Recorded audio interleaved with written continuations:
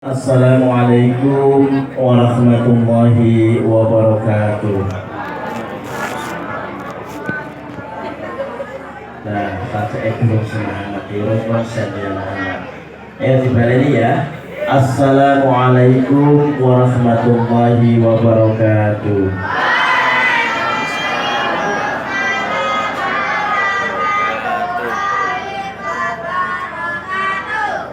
Sing jawab salam tak durake apa dadi kasih soleh.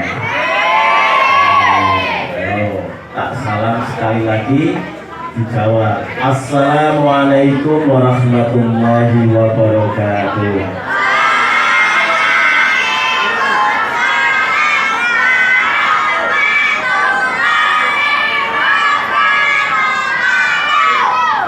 Nah ini dari kelingan zaman ulang TPA. Alhamdulillahilladzi anzala sakinata fi qulubil mu'minin fa asbahu bi ni'matihi ikhwana alladzi khalaqal mauta wal hayata liyabluwakum ayyukum ahsanu amala wa huwal azizul ghafur. Allahumma shalli wa sallim wa barik ala nabiyyina wa habibina wa qudwatina wa qurratu a'yunina rasulillahi Muhammad sallallahu alaihi wasallam wa ala alihi wa ashabihi. Wa qala Allah ta'ala a'udzu billahi minasy syaithanir rajim. Bismillahirrahmanirrahim. Wal yakhshal ladzina yatarabbuna min khalfihim dhurriyyatan dha'afan khawfu 'alaihim falyattaqullaha wal yaqulu qawlan sadida. Wa qala ta'ala fi ayat ukhra innallaha la yughayyiru ma biqaumin hatta yughayyiru ma bi anfusihim. Assalamualaikum. Bapak-bapak, ibu-ibu ingkang kula hormati, anak-anakku sekalian yang tercinta, insyaallah yang berbahagia dan yang menjadi harapan masa depan bangsa Indonesia. Yang pertama tentu saya mengajak kita senantiasa untuk selalu meningkatkan syukur atas segala nikmat yang telah diberikan Allah kepada kita. Sebab nikmat Allah yang diberikan kepada kita itu kalau secara jumlah tidak akan pernah mampu dihitung. Sehingga Allah pun menegaskan wa in ta'udu nikmatallahi la tuhsuha. Jika kalian menghitung-hitung nikmat yang Allah berikan, maka sudah kalian tidak akan pernah mampu. Jadi nikmat Allah yang diberikan kepada kita itu tidak akan pernah mampu kita hitung. Jadi kalau orang matematika, ayo perhatikan, saya ini sepakat matematika sobo Kalau orang matematika, nek angka siji nulis telu, bilangannya berapa itu? 1000. Nek siji nulis 5,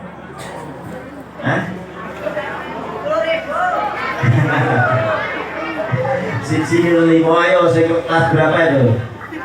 Kelas 6. Siji nulis 5, siji terus 0 terus saya nyari telu, berarti 100.000. Nah, ini sambilnya nulis ya. Sambil yakin nulis songo dan seterusnya nek merolah sing sak triliun itu masih berbilang, masih bisa dihitung. Tapi kalau nikmat yang Allah berikan kepada kita, nikmat Allah yang diberikan kepada kita itu enggak akan pernah mampu dihitung. Berarti colok ditulis itu iso. Kalau orang matematika mengatakan tak terhingga, nah itu simbolnya angka 8 diturokke. Pernah ngerti ya tak terhingga? Sudah SD dari mana ya? Masih sudah. Jadi minimal dikenalkan. Jadi angka 8 diturok itu nanti tak terhingga.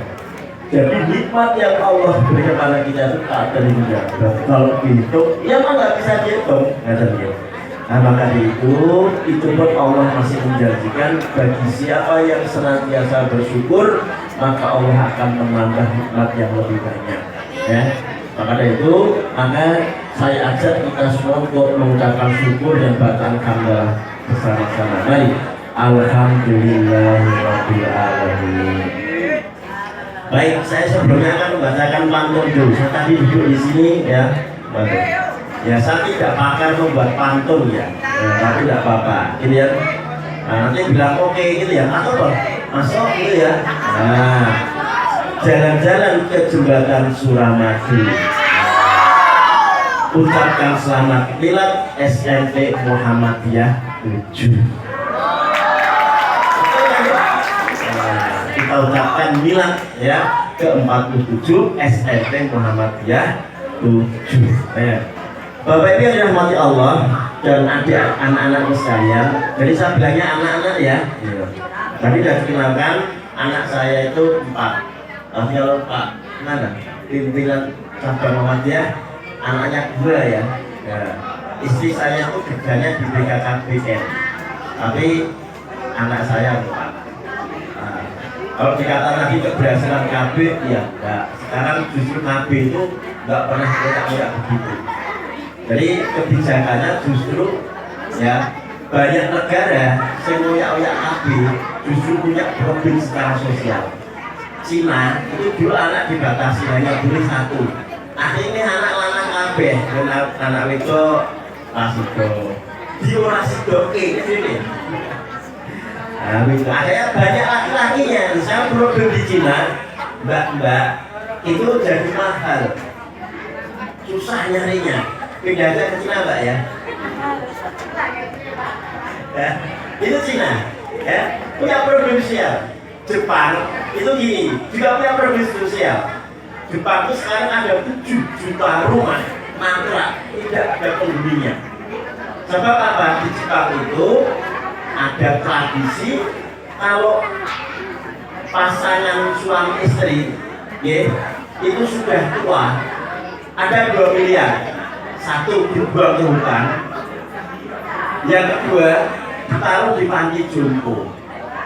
Akhirnya orang Jepang tuh gini, ngapain kita nikah susah-susah punya anak, kemudian kalau nanti sudah tua dia orang diopeni.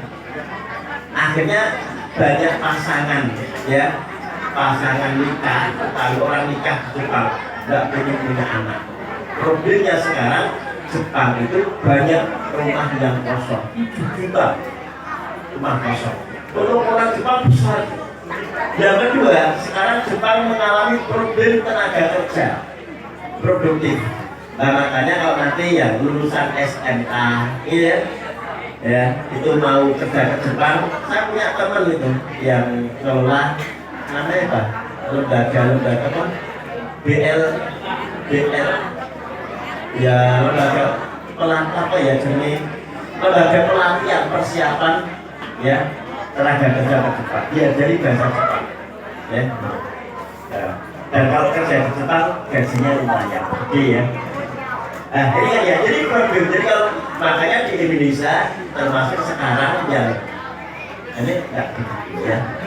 Ala kulihal ya, kalau saya anak saya 4. Cuma saya bawa ke pesantren ya. Kalau ada yang punya pemahaman tah pesantren paling bisa mengaji. Ya, anak saya pesantren yang 1 masuk di UNS, yang kedua pesantren juga kedua masuk di UNS. Memang saya nanti UNS karena saya UNS, istri juga dulu UNS. Terus ya boleh sing murah yang Solo, ya lah mungkin. Padahal yang kedua itu kemarin terima di ITB, terima di mana? Turki, tapi udah gak usah ada ditutup UNS itu pesantren. Anak saya ketiga masih pesantren kelas 12. Jadi di pesantren tentu kelebihannya dan nanti mirip juga dengan Muhammadiyah ya. Saya kira Muhammadiyah juga bisa ambil peran nanti dalam rangka tadi. Kalau sekarang itu baru booming ya tentang tahfidz, saya kira sekolah-sekolah Muhammadiyah bisa melakukan hal ini. Kalau saya itu lulusan dari MI Muhammadiyah Al-Akbar Pandian, lulusan MTS 1 Solo, MAN 1 Solo. Nanti apalannya zaman Solo lulus mani tesnya mau surat sabi isma. Ya, dulu begitu, tapi sekarang kan enggak ya. Nah, dan sekarang sekolah-sekolah Islam ya termasuk Muhammadiyah itu menjadi favorit. Sini tinggal waktu, saya punya keyakinan di tempat saya itu MI Muhammadiyah Al Akbar Pandian itu siswa untuk tahun 2024 ini berarti inden ya gila inden itu 5 kelas sudah tutup. MI Muhammadiyah Ismoyoso ya sama 5 kelas tutup. Bahkan sing 2026 ini kok naik ke sini berarti kan itu lebih kelas 5 SD lagi udah ini luar biasa gitu. Nah tinggal mungkin bersinergikan nanti antara jalur Muhammadiyah SMP Muhammadiyah dan sekolah-sekolah Muhammadiyah luar biasa. Bapak Ibu yang dirahmati Allah dan juga anak-anakku yang tercinta, jadi begini anak-anakku sekalian, tantangan kamu ke depan itu makin berat. Makanya kalau tantangan makin berat, logikanya persiapan pun juga harus dilakukan lebih baik, lebih matang. Ya dah? Ya dah? Dalam ngomong kok ya sudah. Nah. Jadi tantangan ke depan pun lebih berat. Kalau zaman saya dulu, ya loh, paling kok tantangannya TV hitam putih, ya dah. Nek zaman dulu saya sak desa sing dhewe ngurung telu. Tur mamane mulai malam minggu ketoprak karo pokasi. Nah, gitu. Tapi sekarang enggak. Nah, kayak gini loh. Ini juga menjadi tantangan tersendiri, ya enggak? Ini jenenge apa? HP. Ora, ada sing nyebut dari jenenge setan gepeng jare. Ini loh. Nah, ada sing nyebut ini dari setan gepeng. Lah sering jadi pengganggu. Nek tilawah, titik buka hasil tilawah. Sholat juga titik sholatnya cepet-cepet. Dan rampung sila ambil ini. Nah, ini tuh di mana-mana harus dibawa, gitu. Ya enggak? Nah, makanya sampai ini sudah mengalahkan segalanya. Makanya perlu di-manage, ini satu sisi tantangan. Nah, meski juga di dalam HP ini ada potensi bagi kita untuk memanfaatkan secara lebih baik. Nah, kalau di pesantren ini ada boarding ya, belum ya? Sudah? Nah, ada boarding. Oh, di boarding kan nggak berbawa kayak gini loh. Ya enggak? Nah, di boarding gue mau koyok ini yang menggunakan HP, masih bersinau, masih hafalan, ya enggak? Memang butuh konsentrasi. Ya, butuh konsentrasi. Anak saya di pesantren 6 tahun, berarti tidak selama 6 tahun ya orang bulanan HP. Loh, jangankan anak-anak kita yang seru-seru lagi. Ini loh, ustaz-ustaznya juga.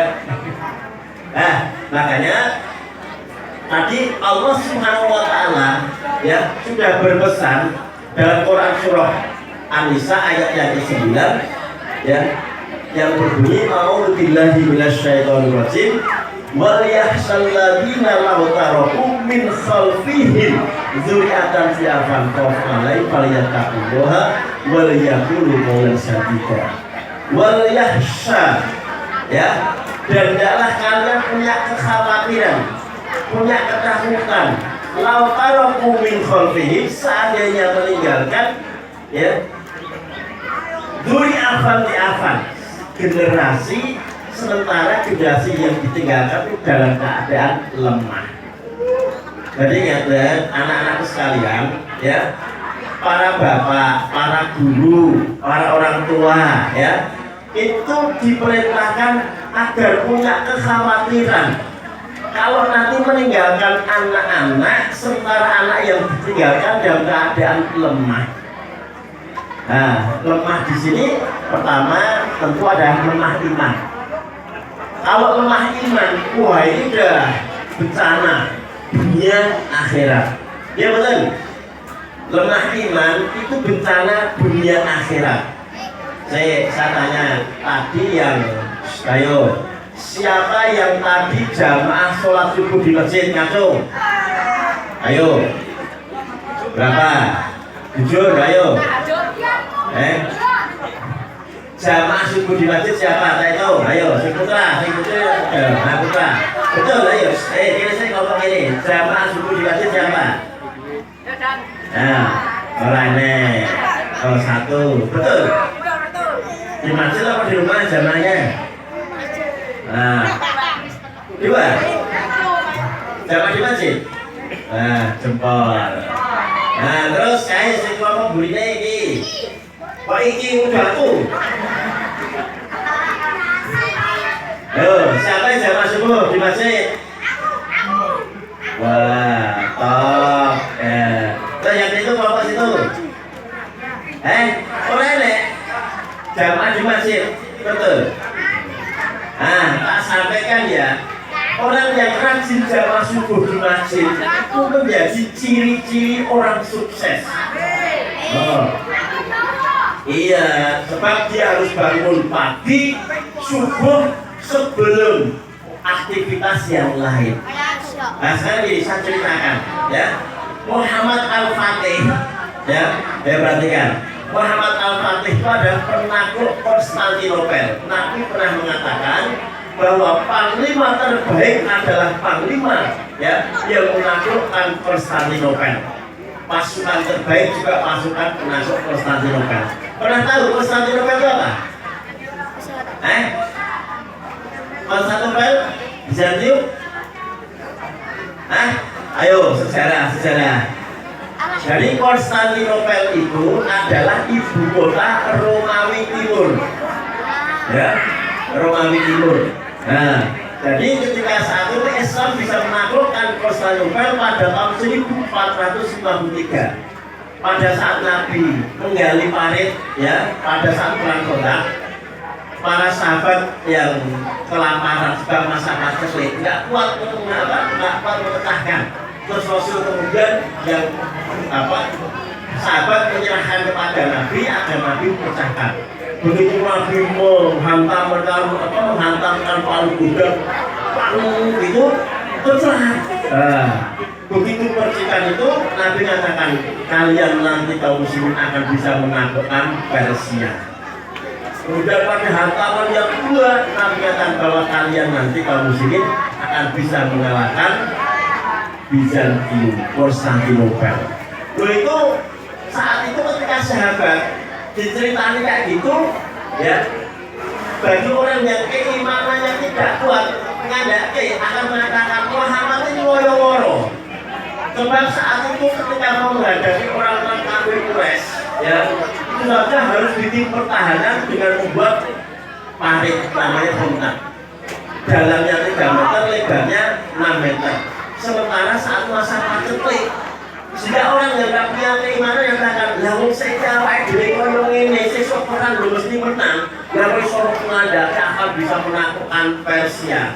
Padahal Persia itu sebuah imperium kerajaan besar. Wilayahnya mulai dari Irak, Iran, Ngalor, ya, utara mana itu, Suriah, kemudian sampai Palestina ke timur, sampai di dataran India. Paling luas saja itu 22 negara. Bayangkan. Sementara Islam baru mulai tumbuh di Madinah. Kemudian yang kedua, Romawi Timur yang ibu kotanya Bizantium, Konstantinopel, ya, itu wilayahnya hampir meliputi semua dataran Eropa. Sebuah imperium semua. Sehingga kalau kemudian Nabi mengatakan begitu bagi orang yang gak yakin dengan Islam, gak yakin dengan kejayaan Islam, gak yakin dengan Muhammad sebagai Rasul Allah, akan mengatakan Muhammad ini koyoworo. Koyoworo itu apa? Mengatakan sesuatu yang khayal, utopis itu tidak mungkin bisa tercapai. Tapi bagi orang yang punya keimanan, yang tiku anil hawa, in huwa illa wahyu yuha, ya, bahwa apa yang disampaikan Muhammad bukan hawa nafsunya, tapi semua merupakan wahyu Allah. Dan betul akhirnya ketika Rasul meninggal baru 7 tahun pada zaman Umar bin Khattab, Persia telah dicabut-cabut, ya, diluluh lantahkan, dikalahkan oleh kaum muslimin yang dipimpin oleh siapa? Ayo panglima penakluk Persia siapa? Siapa? Ayo sejarah yang ahli siapa? Ya, Khalid bin Walid. Yang diberi gelar Nabi siapa? Apa? Saifullah, pedang Allah. Nah, gitu kan ya. Jadi kita bicara sejarah itu ada sebuah review yang buat kita membanggakan. ya. Baru kemudian 7 abad berikutnya tahun 1453 kaum muslimin di bawah Muhammad Al-Fatih yang usianya belum genap 21 tahun bisa mengalahkan Romawi, ya. Coba nanti kalau di rumah pegang laptop atau apa, nanti terang ini penaklukan Konstantinopel akan kita dapati sebuah, ya, film yang luar biasa, ya, luar biasa, ya. Dan kita sampaikan, ayo ada anak-anak misalnya Muhammad Al-Fatih itu dididik oleh salah satunya, ya, gurunya nama Asyarfuddin dengan kedisiplinan yang luar biasa. Makanya sampai ketika berdiri, ya, pasukan yang jumlahnya 200.000 yang akan berangkat menaklukkan Konstantinopel, ditanya siapa yang, ya, sejak balik sampai dengan saat ini berdiri di sini tidak pernah terlambat jamaah sholat subuh. Nah, ternyata satu-satunya adalah Muhammad Al-Fatih. Ya. Jadi memang anak-anakku, mereka yang rajin konsisten menjalankan jamaah sholat subuh itu adalah orang-orang memiliki kehebatan luar biasa. Sebab dia bisa mengalahkan rasa ngantuk, ya dah. Bisa mengalahkan rasa dingin, ya dah. Bisa mengalahkan apa lagi? Rasa malas, ya dah. Nah, itu hebatnya di situ. Ayo, pesan saya, kalau Anda pengen sukses, pengen berhasil, biasakan jamaah sholat subuh di masjid. Mulai kalau ada sibuk Allahu Akbar, Allahu Akbar, dibangunkan bapak ibu, ya segera bangun dan bilang matur nuwun Pak Bu, rumput ditangeke. Ya gitu. Kagak bapak ibu, nanti kalau ada ibu wonten griya, terutama sing lenang-lenang, gitu. Sing lenang dibiasakan jamaah sholat subuh. Anak saya dulu ketika SD, ya kelas 1, ini ditanya, ya saya biasa ke masjid ada dulu. Nah ini terus nanti let's dibuka tani, terus diterke yang keran, wudu. Nah, begitu wudu, udah diterke yang jogo. Nanti saya mangkate. Itu.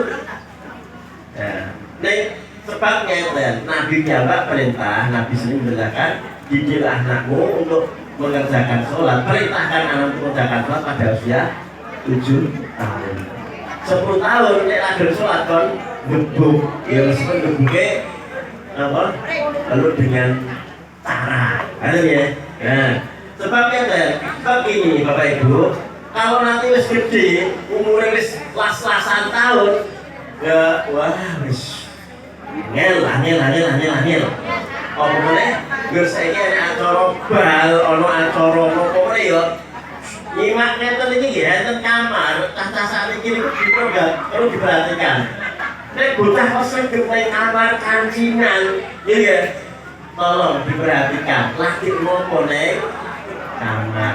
Duh, sekarang tuh neng ngeten iki tawaran sing jenenge judi online kuatah. Tawaran sing jenenge niku lho, video call. Wong ke arahipun. Mengerikan. Itu. Kalau perlu dibatasi, perlu dipasbek. Ya, nek anileh ya. Kita saja besok tinggal kan. Nah, rasanya perlu diperhatikan, ya. Wong sakniki sing kados apa nggih?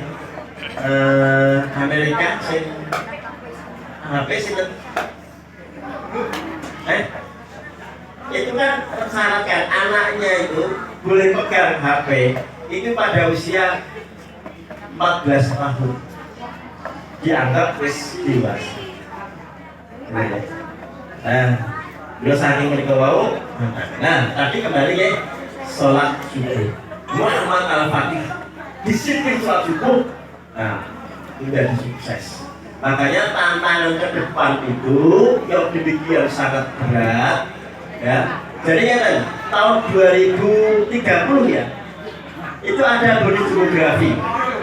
Pada saat itu nanti akan muncul usia produktif, secara umur produktif. Tapi kalau penyiapan SDM kita tidak baik, justru nanti secara usia produktif, gede-gede umur, ya, lulus SMA, sarjana, tapi tidak punya kompetensi dalam rangka menjalani hidup.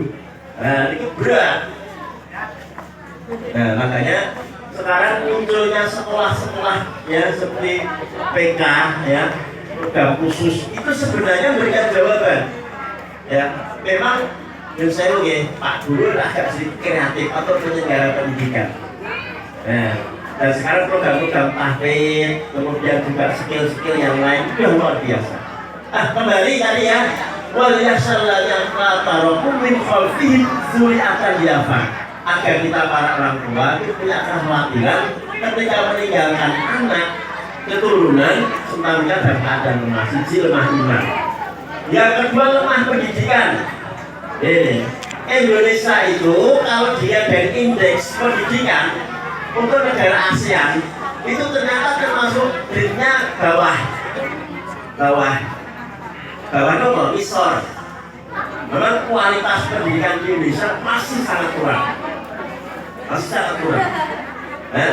Maupun esok takut saat ini itu data yang BPS yang itu ya sing apa ya perguruan tinggi prosentase kecil kok ya, kita mayoritas ya SD SMP kan itu Pak misalnya ya, mayoritas masih.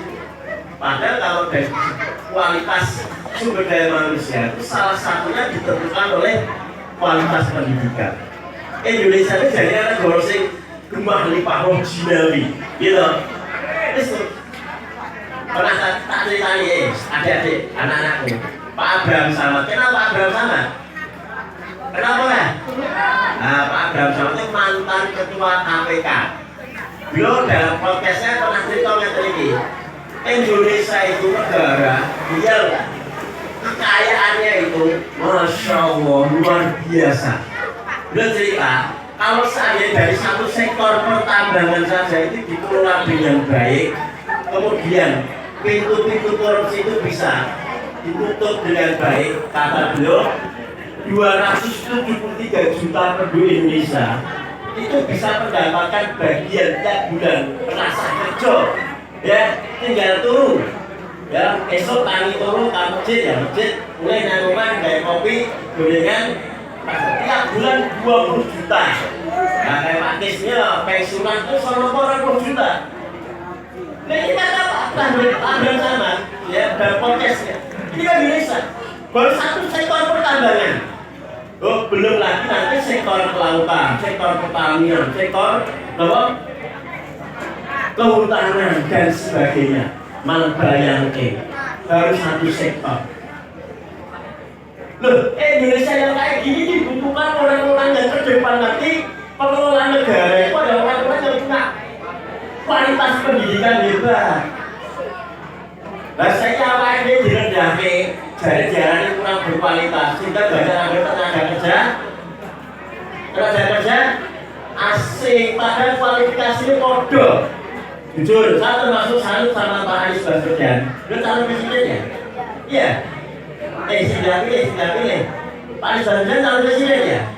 Beliau cerita pada saat membangun JIS Jakarta International Stadium, dia katakan untuk membangun JIS yang sekarang menjadi sebuah stadion yang sangat monumental ya, diperhitungkan oleh dunia, itu ternyata sumber dayanya, tenaga ahlinya dari putra-putra pribumi atau orang Indonesia semua, tidak ada luar.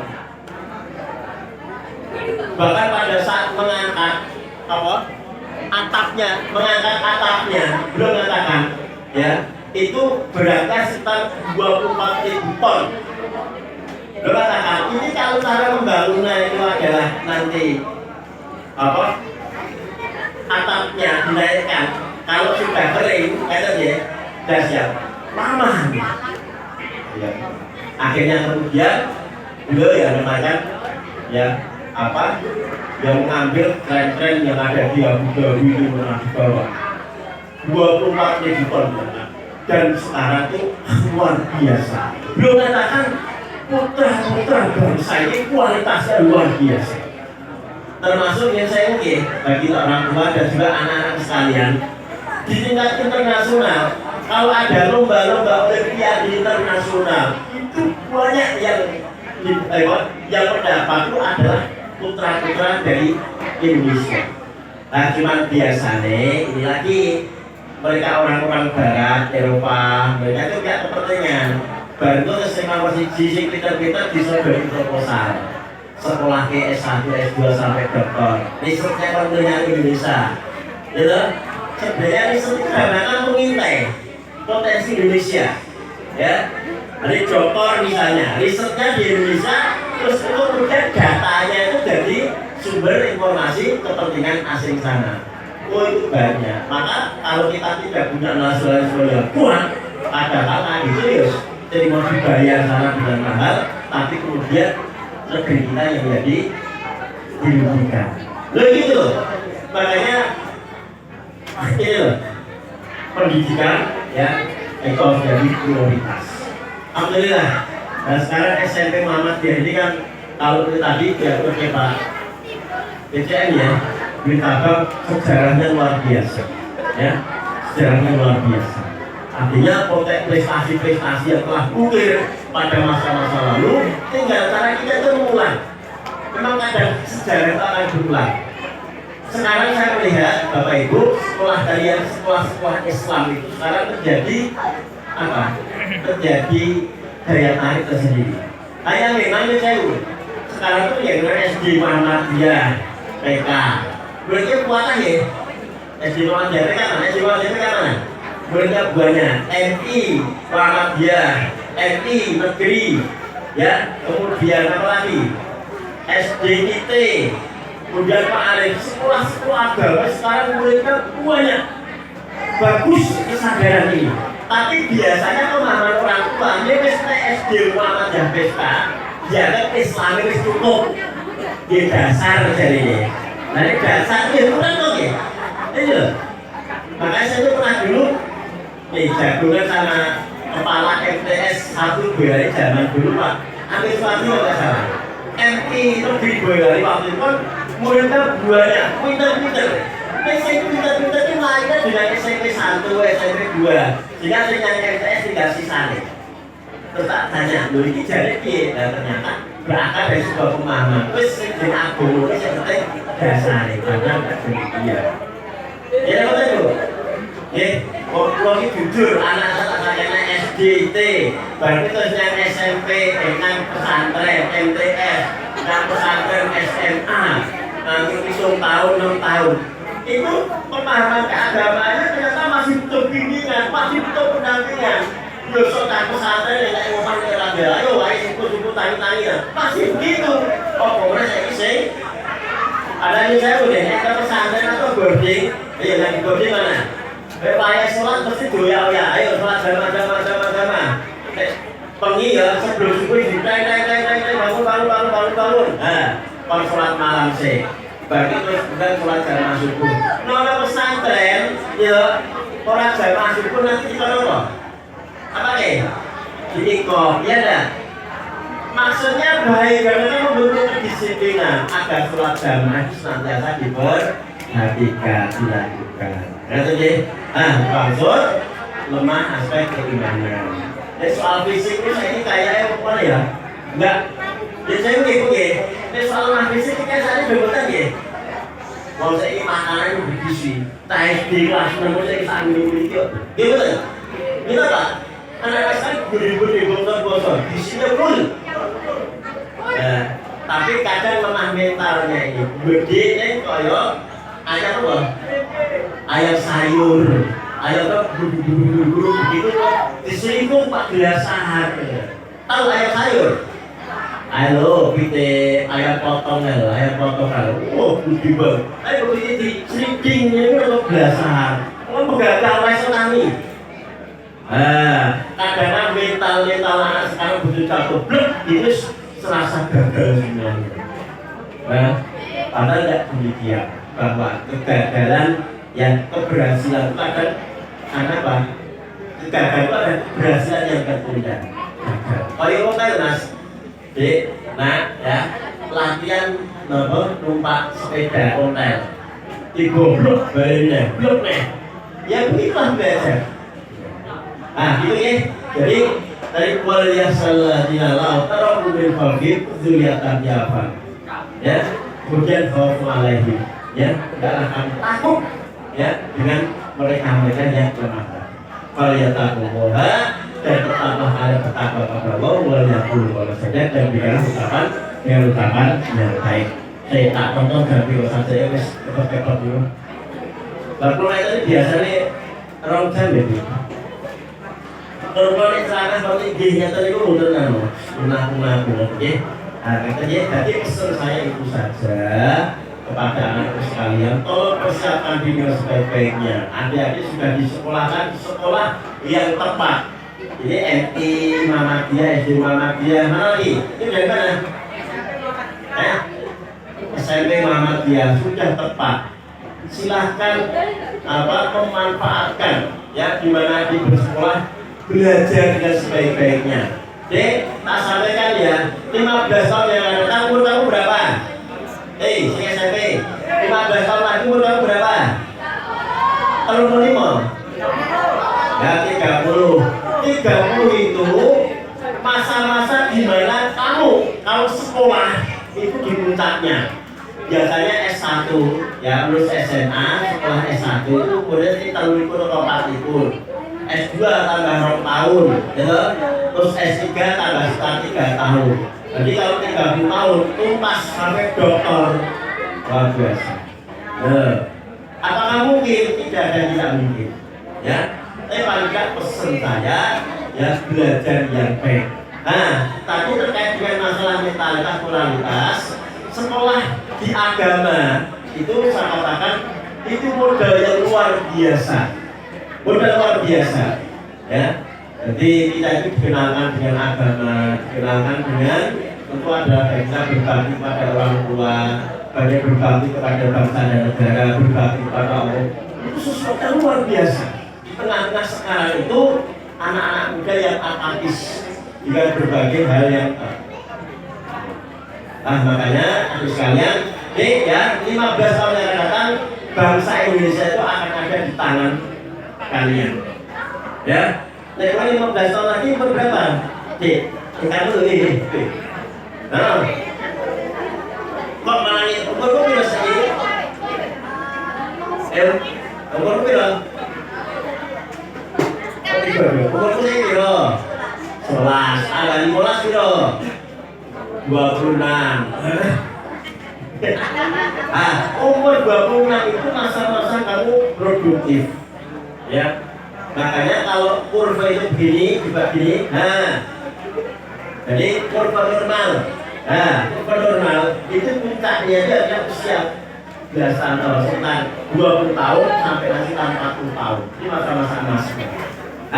Untuk mempersiapkan masa emas ini tentu basicnya pendidikan keagamaan itu sangat penting. Orientasi kemudian belajar baik itu saya kira permanannya. Saya kira itu saja Bapak Ibu yang bisa kami sampaikan kepada anak juga berpresentasi. Pada saya menyampaikan satu ayat ya, nanti bisa dibuka tafsirnya di rumah tentang surat An-Nisa ayat 9. Wal yahsalladzina la taraku bin khalfihim dzurriyyatan dha'afan khawfun 'alaihim falyattaqullaha wal yaqulu qawlan sadida. Hendaklah kalian punya kekhawatiran, punya rasa takut ketika kalian meninggalkan generasi, meninggalkan anak pun sementara mereka dalam keadaan lemah. Tantangan ke depan sangat berat dan agar kita bisa eksis, bisa survive untuk masa datang. Anak-anak itu dipersiapkan dengan sebaik-baiknya, aspek keimanannya, aspek pendidikannya, aspek kekuatan fisiknya dan sebagainya. Bukti dengan pelajaran bagaimana pun terdapat akhirpun billahi taufiq. Assalamualaikum warahmatullahi wabarakatuh. Ini ada permintaan dari Pak Heru, doa ya. Mari kita berdoa bersama-sama.